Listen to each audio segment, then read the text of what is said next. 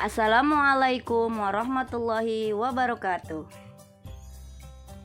Anak-anak ibu tercinta, bertemu lagi dengan mata pelajaran Pendidikan Pancasila dan Kewarganegaraan bersama saya, Ibu Wahyuni.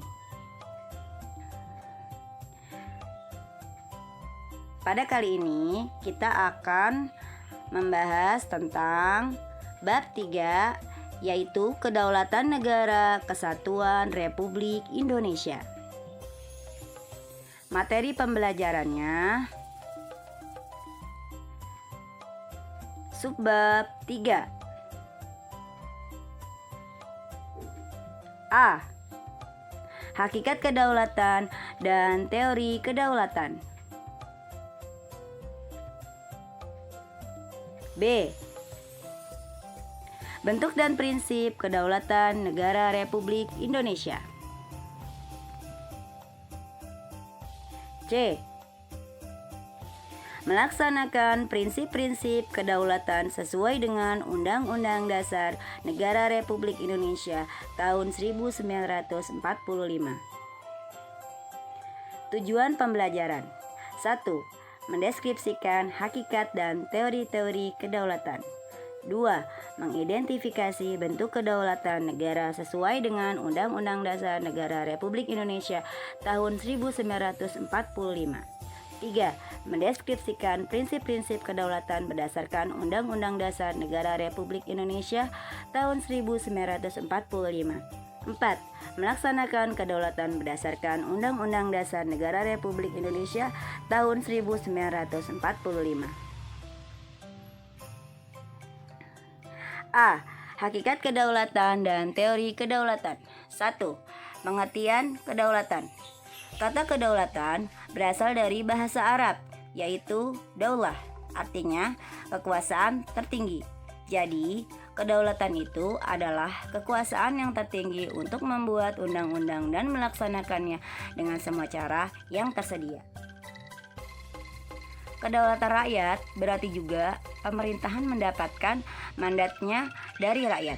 Pemerintahan dari rakyat mengandung pengertian bahwa pemerintahan yang ada diselenggarakan dan dilakukan oleh rakyat sendiri. Gaya pemerintahan seperti ini disebut dengan demokrasi. Demokrasi adalah pemerintahan dari rakyat, oleh rakyat, dan untuk rakyat. Keterlibatan rakyat dalam membentuk pemerintahan sebagai wujud pelaksanaan kedaulatan rakyat dilaksanakan melalui pemilihan umum atau pemilu. Pelaksanaan prinsip kedaulatan rakyat dapat dilakukan melalui demokrasi langsung dan demokrasi perwakilan.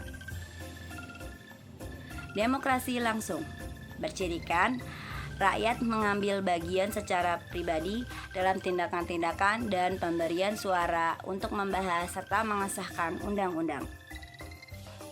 Sementara itu, dalam demokrasi perwakilan, rakyat memilih warga lainnya sebagai wakil yang duduk di lembaga perwakilan rakyat untuk membahas dan mengesahkan undang-undang.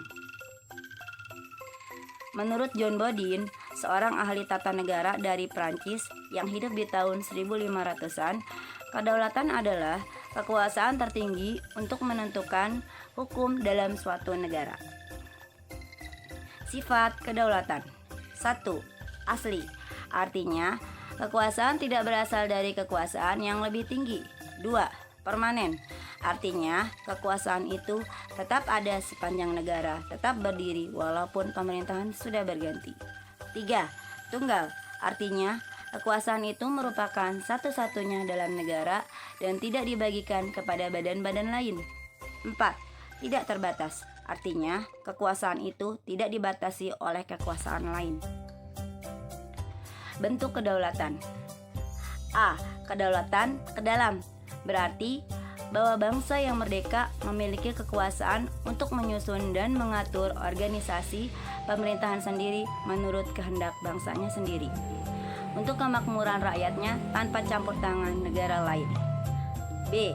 Kedaulatan keluar, berarti mempunyai kekuasaan untuk berhubungan dan bekerja sama dengan bangsa lain tanpa terikat oleh kekuasaan lain.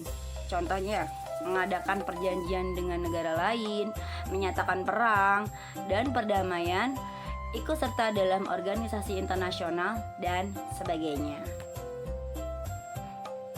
Terima kasih. Sampai bertemu di pelajaran berikutnya.